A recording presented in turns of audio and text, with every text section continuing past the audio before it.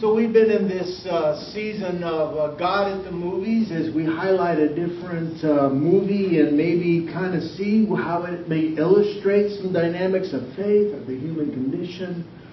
And so this morning we have a new one that we'll share with you in a few moments, but just briefly some background to this text. You know, Jesus has invited the priest to his home church. And you can imagine people are pretty excited to hear what he's got to say. You know, hey, this is Joseph's son, man. He's coming back. He's got some special gifts. We heard what he's done in other communities. And, you know, it's the homeboy done good story. And they're ready for him. And the scroll of Isaiah is handed him. And in the typical way in which they preached, he had a choice what to use. And so he opens it up to Isaiah and reads to them what Carolyn read. The Spirit of the Lord is upon me because He has chosen me to bring good news to the poor. He has sent me to proclaim liberty to the captives, recovery of sight to the blind, and to set the oppressed free. And announce that the time has come when the Lord will save His people. And when he shared this text, their expectations rose even higher. Because this is a text of God's promise to God's people to restore, to reclaim, to redeem them, and to actually set them free from their oppressors.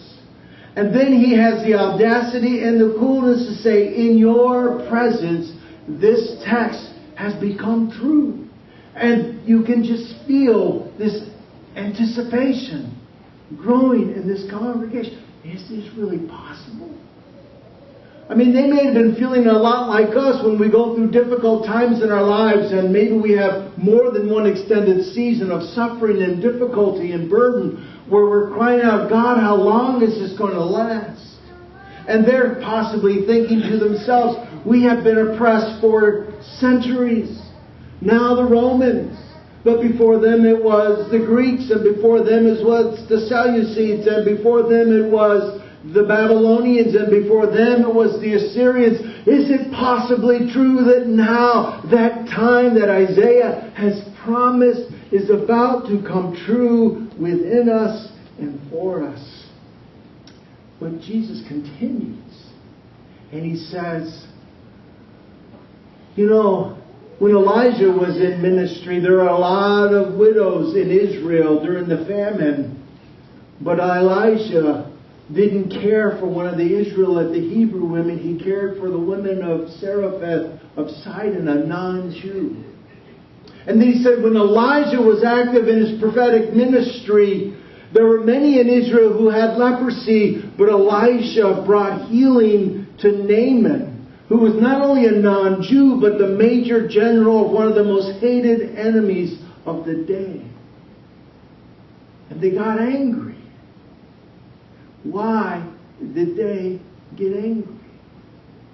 Because he's suddenly telling them that this good news of God setting free all who are oppressed and in chains spiritually, emotionally, physically, that this is not about you or just about you.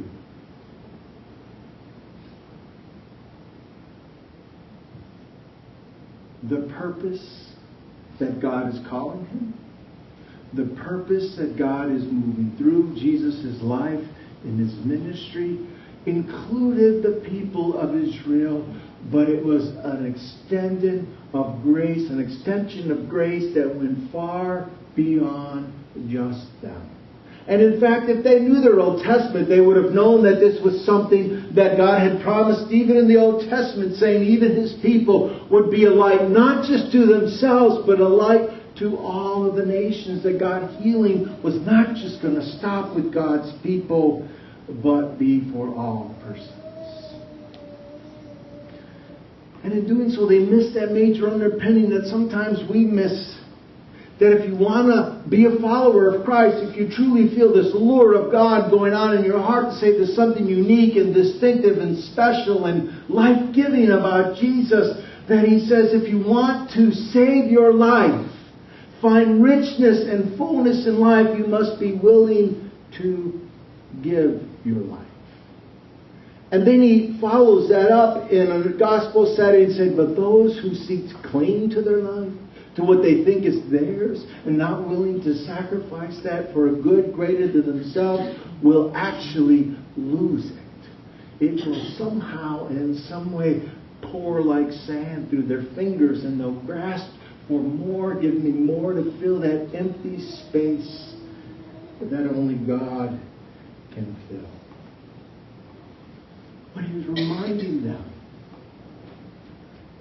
and us, is that this call, this ministry, this purpose is not about us. It includes us, but it is a movement of God's grace and Spirit that always extends beyond us. Victor understood this. Victor was a highly moral, ethical man of integrity who was flying from his home in, I even forgot the name. In the movie The Terminal, he's played by Tom Hanks, and Krakowia. And he's flying to New York City to fulfill a promise to his father. His father had this picture of the jazz greats from 1954, and he had a autograph of every jazz great in America on that picture except for one. And so to fulfill his dying wish for his father, Victor is flying to America in order to get that last autograph. And while he's flying, his country goes into a civil war. So his passport is invalid, and he ends up being stuck in the terminal in New York City for a month. And along the way, he starts to develop relationships with people who work at the terminal. But he, like us, gets confronted with an existential decision towards the end of the movie. What will he do? When the supervisor of the airport, looking to finally get rid of what he called his undesirable, says to Victor, either you take your passport and fly back, or I will get rid of these people who have become your friends. Because he's found little nitpicky things about what they have done as part of their building a relationship with Victor that he once gotten rid of. But he's at this place where he wants to get rid of Victor so much, so he says to Victor, you can go on into New York City and get the signature you desire from me, and if you do that, all of your friends are going to be prosecuted and lose their jobs. Or you can choose to fly back to your country, and they're going to be okay. And he's got this moment of existential decision. What does he do?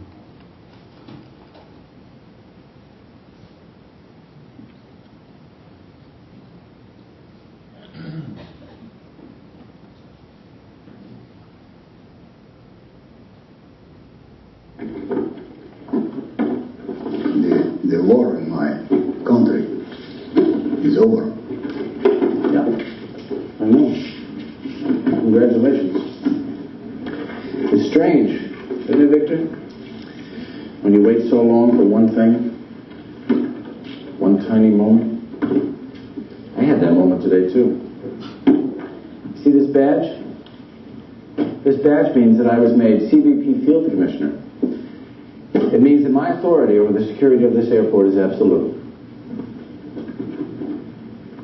Your ticket and your passport.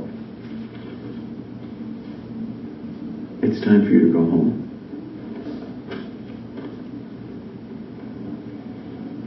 Officer Whalen, will you please show Mr. Nagorski into the terminal and make sure that he does not miss his flight? Goodbye, Victor, and good luck.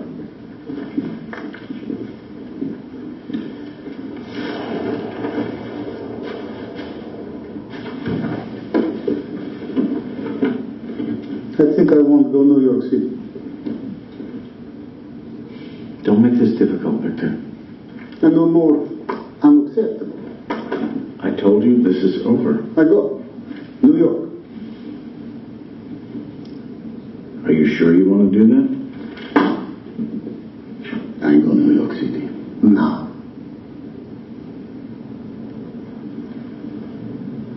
Part of my job as field commissioner is to get rid of undesirables. And there are quite a few. Like this guy, Joe Mulroy. I think you know him. Joe's been here for about 20 years, but it turns out he's been running an after-hour poker game, bringing in liquor, marijuana. Poor guy's going to lose his pension. And I think he has kids, too. Yeah. And then there's this guy, Enrique Cruz. I think you also know Enrique. Enrique, as it turns out, has been letting people into the food preparation area. That's a major security breach.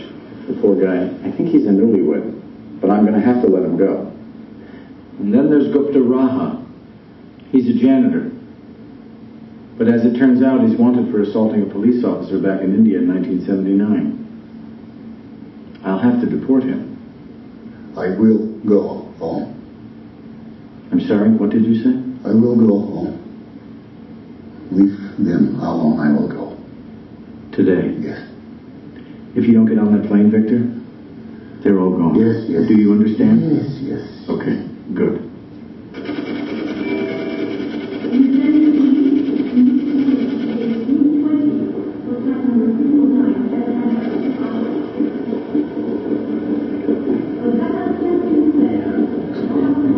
I don't believe it's just... Victor, you don't have to do this. Victor, you can fight these guys, okay? We'll help you. Victor, come on, I owe you so much. Please let me help you. Victor, listen to him. This is your friend talking. Victor, we're all your friends. We're your family now.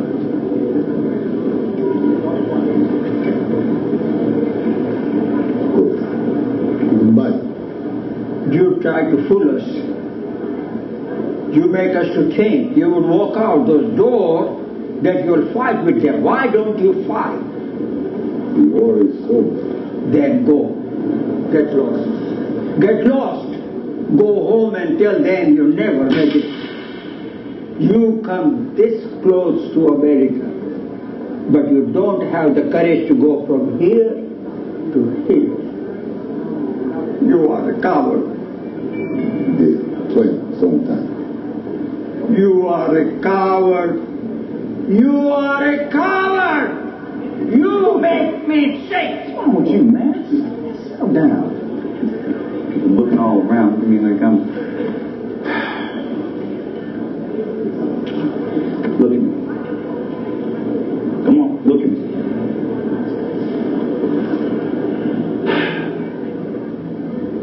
There's something you should know.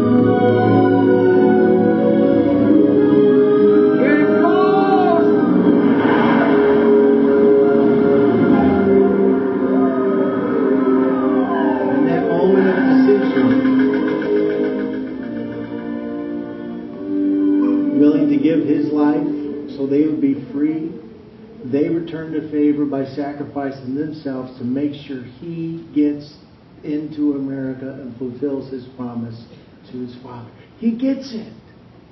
When I think about our vote today, that it's not about us. It will include us, but it's about how we can enhance ministry to this community. It's about what it is to be a follower of Christ. knowing it's not about us, but the willingness of our hearts to sacrifice that others may have life.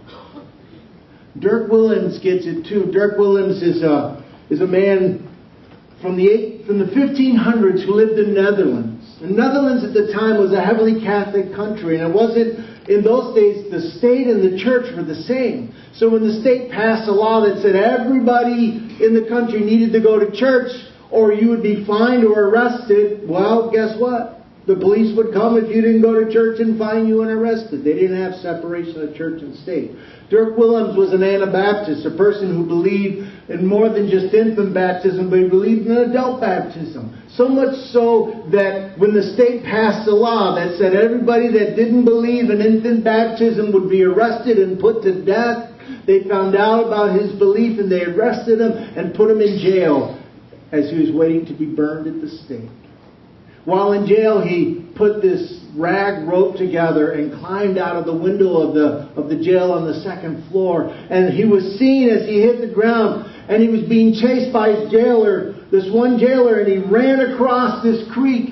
And he got to the other side. As he got to the other side, this man who believed in forgiveness and peace and the love of God, and it's not about us, he heard the ice crack and a splash behind him, and he turned and he saw his pursuer falling through the ice, crying out for hope and for help. And in that moment, he had an existential decision to make. Do I run free?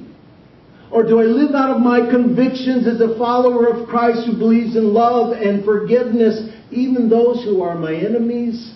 And he walks back out on the ice and lifts his pursuer to safety and is arrested and ends up being burned at the stake for his belief.